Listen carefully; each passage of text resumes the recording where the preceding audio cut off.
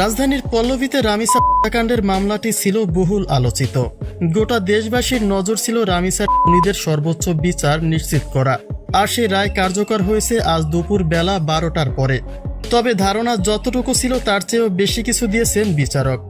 সোহেলের সঙ্গে তার স্ত্রী স্বপ্না আক্তারকেও রায় দিয়েছে আদালত।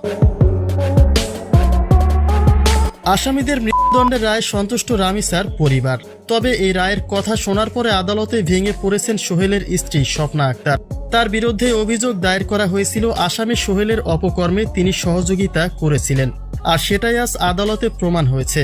সমস্ত সাক্ষ্য প্রমাণের ভিত্তিতে সোহেলের সঙ্গে তাকেও মৃত্যুদণ্ড দিয়েছে আদালত। আদালতের এই দৃষ্টান্তমূলক বিচারে প্রশংসিত হয়েছেন বিচারক। তার কাছে অবশ্য যাবজ্জীবন কারাদণ্ডের একটা অপশনও ছিল, কিন্তু রামিসার দেহে যে নৃশংসতার বর্ণনা মিলেছে তাতে অবিলম্বে রায় দিতে বাধ্য হয়েছেন বিচারক।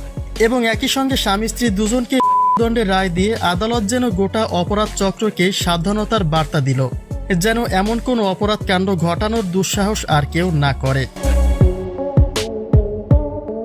অন্যদিকে দণ্ডের রায়ের পরে বারবার মূর্ছা যাচ্ছেন স্বপ্না আক্তার। তিনি দাবি করেছিলেন ঘটনার সময় তিনি সামনে ছিলেন না, কিন্তু যখন দেখলেন অঘটন ঘটিয়ে ফেলেছে তার স্বামী, তখন তিনি স্বামীকে পালিয়ে যেতে সাহায্য করেছেন। এছাড়া আর কোনো অপরাধ তিনি করেননি।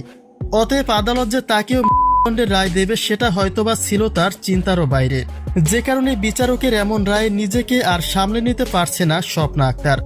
তার মানসিক অবস্থা এই মুহূর্তে চরম পর্যায়ে, বলতে গেলে বেঁচে থেকেও যেন প্রাণ হারিয়েছেন স্বপ্না আক্তার।